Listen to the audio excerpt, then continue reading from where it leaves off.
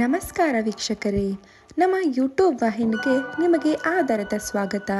March 3ರಿಂದ ಈ 3 ರಾಶಿಯವರಿಗೆ ಶುಕ್ರ ದಶೆ ಭಾಗ್ಯೋದಯದ ಸಮಯ. ಹೋಳಿಗೆ ಮೊದಲು ಸಂಪತ್ತನ್ನು ನೀಡುವ ಶುಕ್ರನು ಮಾಳವ್ಯ ರಾಜಯೋಗವನ್ನು ರೂಪಿಸುತ್ತಾನೆ. ಜ್ಯೋತಿಷ್ಯದ ಪ್ರಕಾರ ರಾಕ್ಷಸರ ಗುರು ಶುಕ್ರನು ಮಾರ್ಚ್ನಲ್ಲಿ ಮೀನ ರಾಶಿಗೆ ಪ್ರವೇಶಿಸುತ್ತಾನೆ. ಮೀನ ರಾಶಿಗೆ ಶುಕ್ರನ ಸಂಚಾರವು ಮಾಳವ್ಯ ರಾಜಯೋಗವನ್ನು ಸೃಷ್ಟಿಸುತ್ತದೆ. ಇದು ಕರ್ಕ ಮತ್ತು ಧನು ರಾಶಿ ಸೇರಿದಂತೆ ಈ 3 ರಾಶಿಯವರ ಅದೃಷ್ಟ ಬದಲಾಯಿಸಲಿದೆ. ಈ ರಾಶಿಗಳ ಬಗ್ಗೆ ಸಂಪೂರ್ಣ ಮಾಹಿತಿ ಇಲ್ಲಿದೆ. ಅದಕ್ಕೂ ಮುನ್ನ ನೀವಿನ್ನೂ ನಮ್ಮ ಚಾನೆಲ್ಗೆ ಸಬ್ಸ್ಕ್ರೈಬ್ ಆಗಿಲ್ಲ ಅಂತ ಹೇಳಿದ್ರೆ ಈ ಕೂಡಲೇ ಸಬ್ಸ್ಕ್ರೈಬ್ ಆಗಿ. ಜ್ಯೋತಿಷ್ಯದಲ್ಲಿ ಶುಕ್ರನನ್ನ ಪ್ರಮುಖ ಗ್ರಹಗಳಲ್ಲಿ ಒಂದು ಅಂತ ಪರಿಗಣಿಸಲಾಗಿದೆ. ರಾಕ್ಷಸರ ಗುರುವಾಗಿರುವುದರ ಜೊತೆಗೆ ಸಂಪತ್ತು, ಸಮೃದ್ಧಿ, ಮದುವೆ ಮತ್ತು ಭೌತಿಕ ಸೌಕರ್ಯಗಳಲ್ಲಿಯೂ ಇದು ಪ್ರಮುಖ ಅಂಶವೆಂದೇ ಪರಿಗಣಿಸಲಾಗಿದೆ. ಆದ್ದರಿಂದ ಶುಕ್ರನ ಸ್ಥಾನದಲ್ಲಿನ ಬದಲಾವಣೆಗಳು 12 ರಾಶಿ ಚಕ್ರ ಚಿಹ್ನೆಗಳ ಜೀವನದ ಮೇಲೆ ಪರಿಣಾಮ ಬೀರುವುದು ಖಚಿತ. ಪಂಚಾಂಗದ ಪ್ರಕಾರ ಶುಕ್ರನು ಪ್ರತಿ 26 ದಿನಗಳಿಗೊಮ್ಮೆ ರಾಶಿಗಳನ್ನ ಬದಲಾಯಿಸ್ತಾನೆ. ಇದು ಎಲ್ಲ 12 ರಾಶಿಗಳ ಜೊತೆಗೆ ಪ್ರಪಂಚದ ಮೇಲೂ ಕೂಡ ಪರಿಣಾಮವನ್ನ ಬೀರುತ್ತದೆ.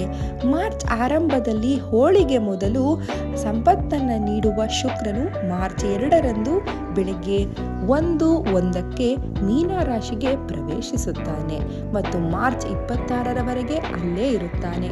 ಪರಿಣಾಮವಾಗಿ ಶುಕ್ರ ಮತ್ತು ಶನಿಯ ಸಂಯೋಗವು ಮಾಳವ್ಯ ರಾಜಯೋಗವನ್ನ ಸೃಷ್ಟಿಸುತ್ತದೆ. ಮೀನವನ್ನು ಶುಕ್ರನ ಉಚ್ಚ ರಾಶಿ ಎಂದು ಪರಿಗಣಿಸಲಾಗುತ್ತದೆ. ಆದರೆ ಇಲ್ಲಿ ಅದರ ಸಂಚಾರವು ಕೆಲವು ರಾಶಿ ಚಕ್ರ ಚಿಹ್ನೆಗಳಿಗೆ ಸಂತೋಷ, ಸಮೃದ್ಧಿ ಮತ್ತು ಆರ್ಥಿಕ ಲಾಭವನ್ನು ಕೂಡ ತರುತ್ತದೆ. ಶುಕ್ರನು ಮೀನ ರಾಶಿಯನ್ನ ಪ್ರವೇಶಿಸುತ್ತಿದ್ದಂತೆ ಅದು ಮೀನ ರಾಶಿಯೊಂದಿಗೆ ಸೇರಿಕೊಳ್ಳುತ್ತದೆ. ಮೀನ ರಾಶಿಯ ಅಧಿಪತಿ ಗುರುವಾಗಿರುವುದರಿಂದ ಪರಸ್ಪರ ಸ್ನೇಹಪರವಾಗಿರುವುದರಿಂದ ಇದಲ್ಲದೆ ಶುಕ್ರ ಮತ್ತು ಶನಿಯ ಸಂಯೋಗವು ಅನೇಕ ಕ್ಷೇತ್ರಗಳಲ್ಲಿ ಪ್ರಯೋಜನಗಳನ್ನು ತರಬಹುದು. ಶುಕ್ರನು ತನ್ನ ಉಚ್ಚ ರಾಶಿಗೆ ಪ್ರವೇಶಿಸ್ತಾ ಇರೋದ್ರಿಂದ ಮಾಳವ್ಯ ರಾಜಯೋಗವು ಜೀವನದಲ್ಲಿ ಸೌಕರ್ಯ, ಸೃಜನಶೀಲತೆ, ವೃತ್ತಿ ಸ್ಥಿರತೆ, ಭೌತಿಕ ಸಂತೋಷವನ್ನ ನೀಡುತ್ತೆ. ಇನ್ನು ಮುಂದಿನ ರಾಶಿ ವೃಷಭ ರಾಶಿ. ವೃಷಭ ರಾಶಿಯ ಜನರಿಗೆ ಮಾಳವ್ಯ ರಾಜಯೋಗವು ಅದೃಷ್ಟವನ್ನ ತರಲಿದೆ. ಈ ರಾಶಿ ಚಕ್ರದ ಲಗ್ನದ ಅಧಿಪತಿಯಾಗಿರುವ ಶುಕ್ರನು 11ನೇ ಮನೆಯಲ್ಲಿ ಸಾಕ್ತಾನೆ. ಪರಿಣಾಮವಾಗಿ ಈ ರಾಶಿ ಚಕ್ರ ಚಿಹ್ನೆಯ ಅನೇಕ ಆಸೆಗಳು ಈಡೇರಬಹುದು. ಹೊಸ ಆದಾಯಗಳ ಮೂಲಗಳು ತೆರೆದುಕೊಳ್ಳಬಹುದು. ನೀವು ಪ್ರತಿಯೊಂದು ಕ್ಷೇತ್ರದಲ್ಲೂ ಹೊಸ ಅವಕಾಶಗಳನ್ನ ಕಾಣಬಹುದು. ನಿಮ್ಮ ಕಠಿಣ ಪರಿಶ್ರಮಕ್ಕೆ ಸಂಪೂರ್ಣ ಪ್ರತಿಫಲ ಸಿಗಬಹುದು. ಉದ್ಯೋಗಿಗಳಿಗೆ ಹೊಸ ಉದ್ಯೋಗಾವಕಾಶಗಳು ಸಿಗುವ ಸಾಧ್ಯತೆ ಇದೆ.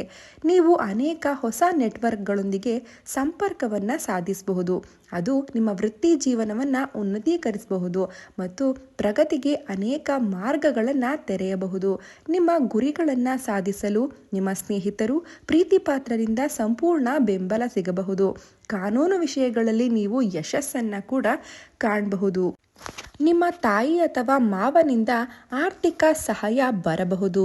ಒಟ್ಟಾರೆ ಮಾಳವ್ಯ ರಾಜಯೋಗದಿಂದ ನಿಮ್ಮ ಸಂತೋಷ ಹೆಚ್ಚಾಗುವುದಂತೂ ಗ್ಯಾರಂಟಿ. ಮುಂದಿನ ರಾಶಿ ಕಟಕ ರಾಶಿ. ಕಟಕ ರಾಶಿಯಲ್ಲಿ ಜನಿಸಿದವರಿಗೆ ರಾಕ್ಷಸರ ಗುರುವಾದ ಶುಕ್ರನಿಂದ ಉಂಟಾಗುವ ಮಾಳವ್ಯ ರಾಜಯೋಗವು ಅನೇಕ ಶುಭ ಫಲಗಳನ್ನು ತರಬಹುದು. 11 ಮತ್ತು 4ನೇ ಮನೆಗಳ ಅಧಿಪತಿಯಾದ ಶುಕ್ರನು 9ನೇ ಮನೆಯಲ್ಲಿರ್ತಾನೆ. ಪರಿಣಾಮವಾಗಿ ಈ ರಾಶಿಯಡಿಯಲ್ಲಿ ಜನಿಸಿದ ಜನರಿಗೆ ಅದೃಷ್ಟವು ಅನುಕೂಲಕರವಾಗಿರಬಹುದು. ದೀರ್ಘಕಾಲದ ಸಮಸ್ಯೆಗಳು ಕೊನೆಗೊಳ್ಳಬಹುದು. ಕುಟುಂಬ ಜೀವನದಲ್ಲಿ ಸಂತೋಷವು ಮೇಲುಗೈ ಸಾಧಿಸಬಹುದು.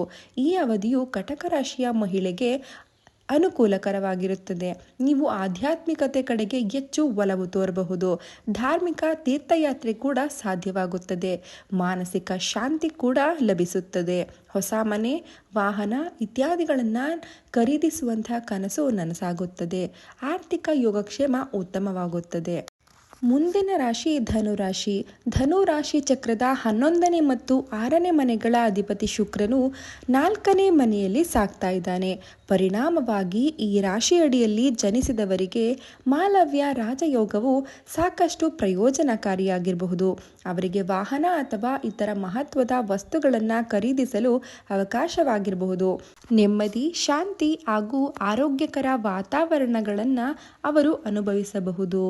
ಪ್ರತಿ ಹಂತದಲ್ಲೂ ಕುಟುಂಬದಿಂದ ಬೆಂಬಲವನ್ನು ಪಡೆಯಬಹುದು.